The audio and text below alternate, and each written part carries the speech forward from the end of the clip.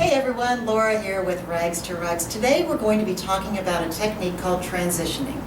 And again, like previous DVDs, this is a term that we've come up with. So this isn't something that you may have or may not have heard from crochet books or from teachers or grandma that taught you how to do these rugs.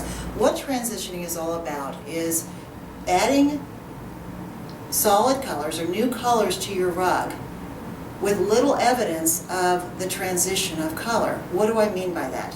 Well, this is a great illustration of what we call a row rug. A row rug is a rug that has defined rows of color. If you'll notice, there's only two fabrics in this, and this, by the way, is a very old rug, so it's been through the mill and back, but it's still maintaining its shape, and it's still maintaining the defined rows of color in this. And if you'll look closely at this rug, Amanda, if you can zoom in, if you can look closely at this, you'll never find where we transition from the dark blue into the dark green. That is because we used a technique that we call transitioning. So this is a really good example of a row rug, two different fabrics with a little evidence of that stair-step motion when you transition to a new fabric. So let me set this one aside, and I'm going to show you just the opposite of that. This is a rug that I made just this morning to illustrate to you what happens when you don't use the transition technique that we're talking about here. So this is some beautiful flannel. It's a pink and gray and black flannel with a little bit of a white accent, and I decided to add one row of bright white to just help accent the overall appearance of the rug.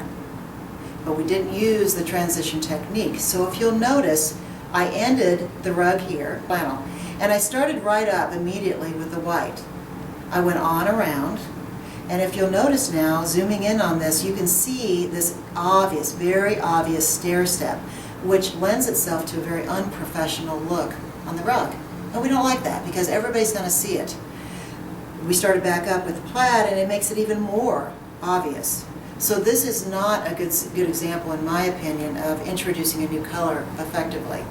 Now, you know, way back when, years and years and years ago, 30 years ago or so, when I started making rugs, I probably bought every single pattern for making rag rugs.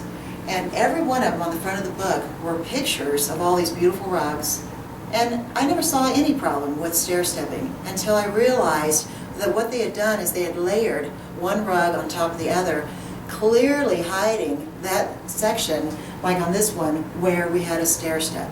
So what I'm going to teach you today is how to introduce a new color on your row rugs without that obvious, unprofessional looking stair-step motion of color. So what I did this morning is I made a rug. This is just out of some beautiful black and red flannel. And what I'd like to do now at this point is add a solid stripe of black. So I'm actually going to work with, I'm going to make this rug and show you exactly how this technique is. And so, Amanda, you're going to need to zoom way in on this one. So I've completed the pattern on my cheat sheet. And we've got a 24 by 34, but I want to add a few more rows on this. So I'm going to add one solid black, and then I'm going to come back in with 2 rows of the red and black flannel. So at this point now, what I'm going to do is exactly this. I finished the pattern on round 12, and I've stopped here. But we're going to insert the hook in the next stitch. And I'm going to take my shears, and I'm going to cut this fabric 1/4 of an inch from that stopping point. We're going to set this one aside because now we're going to introduce the solid black.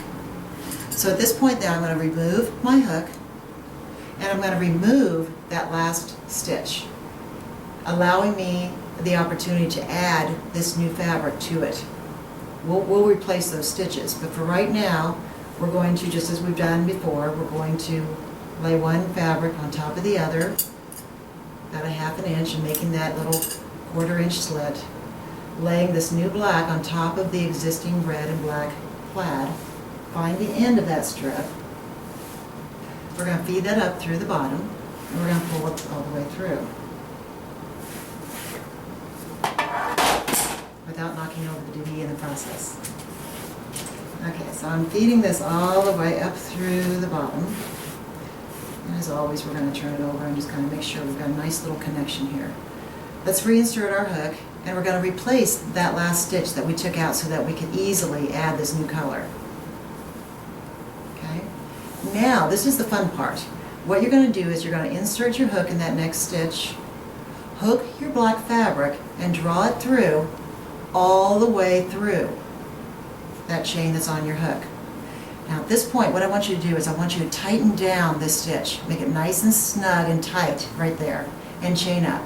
Make one chain. Make sure that's really nice and tight right there. That's an important part of making sure that you're successful with this. Now what we're going to do is we're going to continue on around, almost to the finish line, and I want to show you this fabulous technique. So what we're going to do now is we're going to insert our hook in the very last stitch, and we've reached the bridge. And by zooming in, you can actually see this is the little stitch that we completed by chaining up. We're going to skip that little teeny tiny stitch. There's no way that you could insert your hook in that anyway because it's very tight, because if you remember, we tightened that down. But instead, we're going to insert our hook right here at the very next stitch. We're going to hook our fabric, and we're going to draw it through. And if you'll notice, oh, excuse me, back up there. We're going to insert our hook, and at this point, if we decided to continue on with the black and maybe put 2 rows, then we're going to hook the fabric and draw it through. Chaining up here, making yet one more bridge to come around and unite 2. If, however, you were going to convert back to the plaid, which is what I'm going to do, you're going to repeat that process. You're going to insert your hook, clip your fabric at 1/4 of an inch, take your hook out, remove that stitch, and add your new fabric to it. So I'm going to just make a small little strip so I can kind of show you what this means. We're going to add this new flannel, or the old flannel, back to the black, fold it over 1/2 inch, make a 1/4 inch slit, add the new fabric on top, feed it up through the bottom,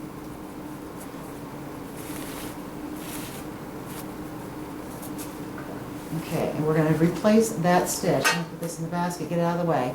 So we're going to replace the stitch that we just took out so that we could connect the fabric, pull it through, and what we're going to do now is we're going to insert our hook in the very first stitch, not the little tiny one, the little chain up that we did, but the next stitch. We're going to insert our hook, we're going to draw it through, all the way through, tighten it down at that point, and do 1 chain.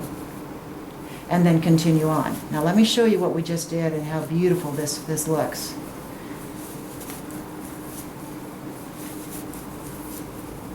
This is called transitioning, and again, you're not going to find this in any textbook. But what it yields then is this beautiful fluid motion of color all the way around. And if you'll notice, that little stitch that we added at the end is the top that goes around. And when you come back around with your red, that's even going to be hidden, and all you're going to see are the stitches that make one beautiful row of color, just like this one that we looked at over here. You can't see. There's no way that you're going to even find where we transitioned on this rug. It's absolutely fluid in color motion, giving it a very professional, beautiful look in the overall appeal of the rug. So that's transitioning. Again, this is also on our DVD, so if you can replay this one as many times as you want. If you have any questions, give me a call. Pick up your DVD and review it on your DVD because it's on here as well. It's a wonderful technique, and I know that you're going to enjoy using it. So, as always, thank you for joining us. Thank you for your interest, continued interest in Rags to Rugs. And pick up the phone anytime you have any questions. We're always here for you. Have a wonderful day.